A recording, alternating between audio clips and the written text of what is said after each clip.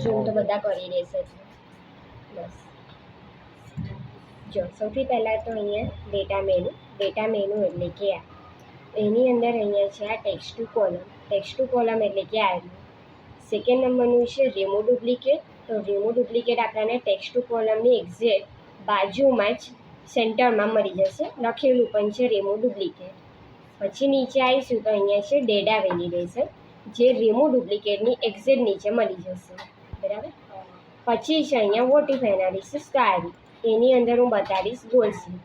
આટલો ઓપ્શન આજે આપણે શીખીશું.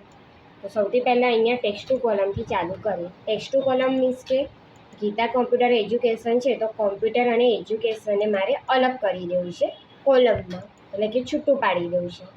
એક આવે છે કોનકેટિનેટ, એની અંદર આપણે આખા ટેક્સ્ટને મર્જ કરી શકીએ છીએ જ્યારે આ અલગ કરવા માટે છે.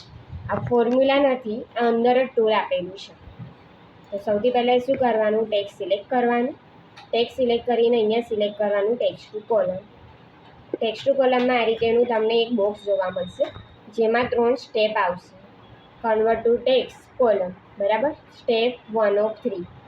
તો એની અંદર અહીંયા 2 ઓપ્શનો બતાવશે. તો સેકન્ડ નંબરનું ઓપ્શન આપણું સિલેક્ટેડ હોવું જોઈએ. આને સિલેક્ટ કરીને અહીંયા ક્લિક કરવાનું છે 2 વખત નેક્સ્ટ. તો નેક્સ્ટ થર્ડ ટાઈમ ઓટોમેટિક એ ઓપ્શન બંધ થઈ જશે. છેલ્લે આપણે પ્રેસ કરીશું ફિનિશ.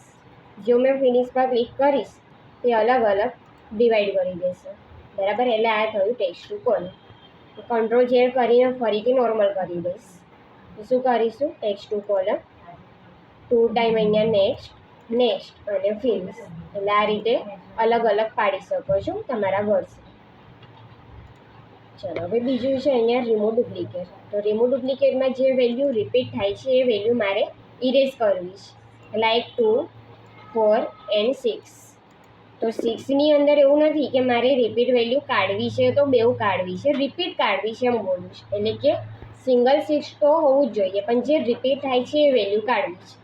ડબલ 4ની અંદર 1 4 અને ડબલ 2ની અંદર 1 2 એ મારે રિમૂવ કરી દેવી છે. તો ફરીથી 1 થી લઈને 7 સુધીનું સિલેક્ટ કરવાનું. સિલેક્ટ કરીને ટેક્સ્ટ ટુ કોલમની એક્ઝેક્ટ બાજુમાં રિમૂવ ડુપ્લિકેટમાં આવવાનું, જેની અંદર ફરીથી આ રીતેનું બોક્સ મળશે. તો આની અંદર કોઈ ચેન્જીસ નહીં કરવાના, ઓનલી ઓકે આપી દેવાનું. ઓકે આપ્યા પછી મેં ફરીથી અહીંયા ઓકે કરીશ તો જો રિપીટ વેલ્યુ આપણી નીકળી ગઈ. 2 4 અને 6 રહી ગયું, બરાબર, પણ સિંગલ. એટલે આ રીતે ડુપ્લિકેટ વેલ્યુ કાઢી શકીએ છીએ. શું કરીશું, 1 to 7 ઓનલી રિમૂવ ડુપ્લિકેટ. દેન આવું બોક્સ આવે તો ઓકે અને ફરી ઓકે, બરાબર. એટલે આટલું કરવાનું. હવે આવી જાય અહીંયા ડેટા વેલિડેશન. ડેટા વેલિડેશનની અંદર આવી રીતે કોઈ બી નામ અને માર્ક્સ લખી દેવાના. તો જો હવે સૌથી પહેલાં હું સિલેક્ટ કરીશ નેમથી લઈને માર્ક્સ સુધીનું. ડેટા વેલિડેશન એક લિમિટ આપવા માટે છે, એટલે કે અમુક વેલ્યુને આપણે લોક કરી દઈશું. લિમિટ બહારની વેલ્યુ લખીશું તો આપણાથી એપ્લાય નહીં થાય, આપણાને ટાઈપ જ નહીં કરવા દે. એટલે આને કહે છે ડેટા વેલિડેશન. તો કેવી રીતે, તો જો અમે આટલું ટેબલ સિલેક્ટ કર્યું, રિમૂવ ડુપ્લિકેટના નીચે ડેટા વેલિડેશન મળી જશે. તો એના એરો પર ક્લિક કરવાનું. એક્ઝેક્ટ એના એરો પર ક્લિક કરીને તમને 3 ઓપ્શન જોવા મળશે, જેમાં લેવાનું છે ડેટા વેલિડેશન પહેલા નંબરનું. એમાં પણ આ રીતેનું બોક્સ મળી જશે.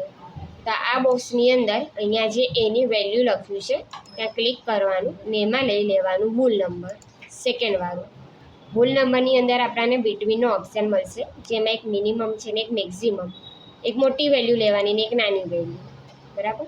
ફરી એક વખત ડેટા વેલિડેશનના એરો પર ક્લિક કરવાનું, ડેટા વેલિડેશનમાં આવવાનું. અહીંયા એની વેલ્યુવાળા ઓપ્શનની અંદર લેવાનું છે હોલ નંબર, જેમાં અહીંયા એક મિનિમમ અને મેક્સિમમનો ઓપ્શન મળશે. તો મિનિમમમાં હું કોઈ બી વેલ્યુ લઈ લઉં. તો ફોર એક્ઝામ્પલ અહીંયા મેં લઈ લઉં છું 44 અને મેક્સિમમમાં હું લઈ લઉં છું 75. આ મેં એક લિમિટ આપીશ. 44થી નીચેની એટલે કે નાની વેલ્યુ અને 75થી મોટી વેલ્યુ હું એપ્લાય નહીં કરી શકું. આના અંદરની જ વેલ્યુ મારાથી હવે લખાશે.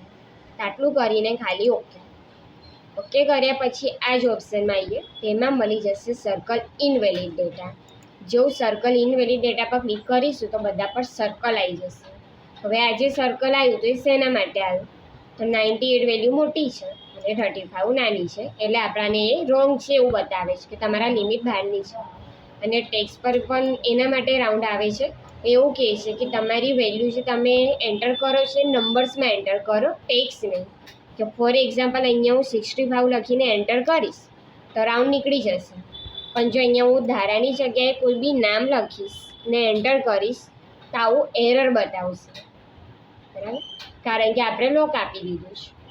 એટલે અહીંયા બી ઓલમોસ્ટ સેમ, જો લિમિટ બહારની વેલ્યુ લખીશ તો પણ એરર બતાવશે, મોટી વેલ્યુ લખીશ તો પણ એરર બતાવશે, અને કોઈ બી ટેક્સ લખીશ તો પણ એરર. એટલે મારે કમ્પલસરી વચ્ચેની વેલ્યુ લખવી પડશે, તો ફોર એક્ઝામ્પલ 55, બરાબર. બાય મિસ્ટેક કદાચ એવું થાય કે 55ની જગ્યાએ મેં 555 લખી દઉં ને એન્ટર, તો પણ એરર આવી જશે. તો આપણા પર્સનલ કામ માટે બી લખી શકીએ કે વધારાનું કંઈ લખી દઈએ તો આપણાને ડાયરેક્ટ હિન્ટ મળી જાય કે રોંગ લખાયું, તો પણ આપણે આ યુઝ કરી શકીએ છીએ. હવે અહીંયા આ જ ઓપ્શનમાં આવી જઈએ વેલિડેશનમાં, જેમાં છે ક્લિયર વેલિડેશન સર્કલ. આનાથી શું થશે, સર્કલ નીકળી જશે. સર્કલ તો નીકળી જશે પણ લોક એવું ને એવું છે. હજી પણ હું કંઈ બી ટાઈપ કરીશ તો લોક નહીં નીકળ્યું. સર્કલ કાઢીએ છીએ તો બધાને એવું લાગે છે કે લોક નીકળી ગયું, પણ લોક નથી નીકળ્યું, લોક એવું ને એવું જ છે, ખાલી સર્કલ ઇરેઝ થઈ ગયા. એટલે લિમિટવાળી જ વેલ્યુ લખાશે, બાકી નહીં લખાય. તો શું કરવાનું, ફરીથી જો તમારે ટોટલી નોર્મલ કરવું હોય તો નેમથી લઈને માર્ક સુધીનું આખું સિલેક્ટ કરો.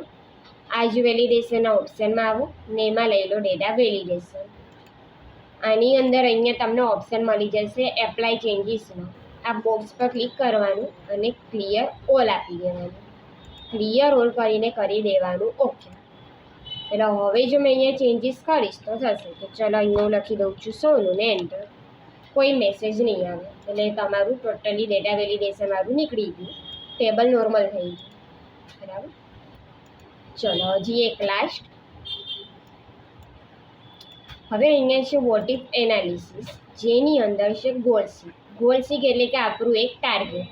તો સૌથી પહેલાં મારી પાસે અહીંયા ઉર્વી અને યુક્તાના માર્ક્સ છે 45 અને 54. તો આનું આપણે પહેલાં ટોટલ લાવીશું. તો સૌથી પહેલાં બંનેઓને સિલેક્ટ કરીશું. ટોટલ લાવવાનું આપણે બધા શીખી ગયા છે. હોમ મેનુમાં આવવાનું, હોમ મેનુની અંદર અહીંયા ઓટો સમમાં આવીને સમ પર ક્લિક કરવાનું, એટલે ટોટલ આવી જશે. અને જો તમને એવું લાગે કે અહીંયાથી આટલો બધો ઓપ્શન હોમમાં જઈને એપ્લાય કરવું, એના કરતાં તમે અહીંયા ડાયરેક્ટ કરી શકો છો. = કરીને સમ ટાઈપ કરો, 45 થી 54 સિલેક્ટ કરો, કૌંસ પૂરો ને એન્ટર, તો પણ તમને આન્સર મળી જશે. ધ્યાન રાખજો કે જો તમને ખબર જ છે કે 99 આન્સર આવશે, તેવું જરૂરી નથી કે તમે એને ટાઈપ કરો. ટાઈપ કરશો તો આન્સર નહીં મળે, જો હું તમને આગળનું બતાવું છું. કમ્પલસરી તમારો જે આન્સર છે એ ફોર્મ્યુલાથી આવવો હોવો જોઈએ, એટલે કે